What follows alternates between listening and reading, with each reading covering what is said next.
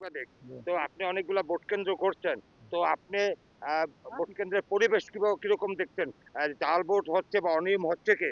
আচ্ছা, আমরা তো আসলে জাল ভোটটা আসলে ভিতরে যাওয়ার কোনো সুযোগ নেই। আমাদের সাংবাদিকদের জন্য হ্যাঁ, ভোট মানে বুথে যাওয়ার সুযোগ নাই।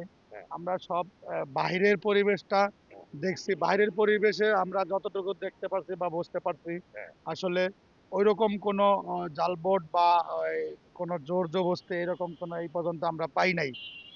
তাহলে যদি না পান, তাহলে আপনি যদি ভিতরে না যান, ভিতরে যে জাল ভোট হয়, তাহলে আগের সেই স্বৈরাচার সরকারের দমটা তো বহাল রয়ে গেল। ভিতরেরটা তো আসলে তাহলে আপনি নিয়ম আমাদের সাংবাদিকরা কি আমাদের দেখবে? আমাদের সাংবাদিকদের জন্য হ্যাঁ, নিয়ম করে দিয়েছে যে হ্যাঁ। ভিতরে যাওয়া যাবে না।